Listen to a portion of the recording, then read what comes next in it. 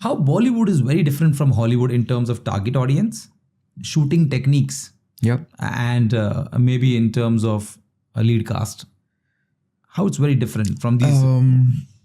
Bollywood, in terms of production, way quicker. Also in terms of target audience, I mean, what is a safe bet in terms of a particular genre? I mean, what is a safe bet? Like a family movie? A family movie. So think of it this way. In Hollywood now, there is a safe bet genre, which is if you can have a multicast, an Asian, an African American, a Caucasian, a brown person, like a Fast and Furious. Yeah, you kind of throw them all together, and that's going to give you something out of it.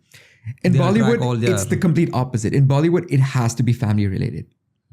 It's because, keep in mind, we have the largest population in the world. Yeah, that's and how to appeal to all of them.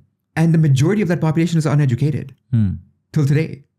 So you're still dealing with an audience that understands cinema, but there's limitations to that. And who's very high on emotions. Extremely high on emotions. See, cinema through time is being used as a form of escapism. Correct. People went or go to the movies to experience something for 2 hours that takes them into another world that you can have the power to emotionally highlight, change your entire heart rate, everything, and come out in 2 hours and influence you, right?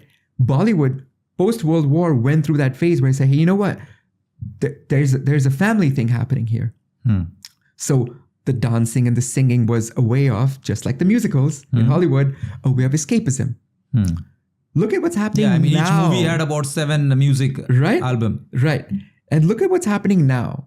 You're coming to, for example, there was a film recently called Animal. Yeah. It's got a lot of backlash. Yeah. But that movie's genre and what it's talking about. They did well on the box office. Correct.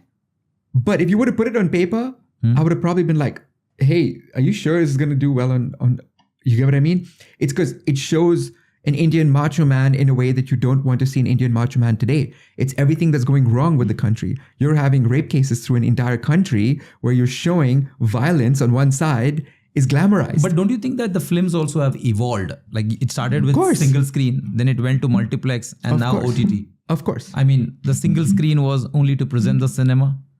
The multiplex was, fine, we present the cinema, we sell you popcorns, we sell you beverages. And now it came to OTT. Okay, you buy it cheap, sir. You use your own AC, you eat your own popcorn and watch at home. Yep. And see the evolution. I mean, what we are reading, that this country is very emotionally active, I think is slowly getting inactive. And they're picking up a lot of these Hollywood trends. Yep. What I'm saying is that as the film has evolved, the taste is also evolving. 100%. It's because we are fully connected. Look at Sacred Games, right? As an example. Great star cast. Great direction. The design was brilliant. The way it was written was brilliant. But it was so grounded. The story was so grounded. You could tell when you watched it, I was like, yeah, this probably happens. But also it's dealing with every genre of the Indian society. In Sacred Games, you have a minister, you have a cop, you have the guy on the floor. It does not show any fantasy world. It just shows the hard streets. Right. And that's because your audience nowadays is also getting smarter because we're all connected. We're not living, look at it, we're living the age of, we're fully connected. Yeah. Something that becomes a trend in America, the next morning has become a trend in Hong Kong and then Mumbai the next day. Yeah. We're so connected, so you can't hide it. So the audience is like, hey, you know what? Yeah, we like the little escapism, but give us some truth. Give us some real stuff. But also at the same time, what are you doing to elevate that audience? What are you doing to elevate that audience? Very few directors are doing something to elevate that audience. And I think as filmmakers, it is our job and duty to do that. To tell. Do you believe that? 100%. You have the power. Do you think that films are made to educate? I mean, why won't they? I'm saying, flip the question. Why can't you create art at the same time and educate? Because whether you know it or you don't, you are.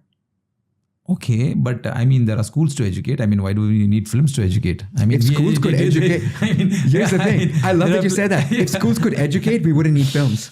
Okay. The beauty of why artists are so influential is because what you pay a university 4 years to study through, I can influence you in 2 hours in a cinema.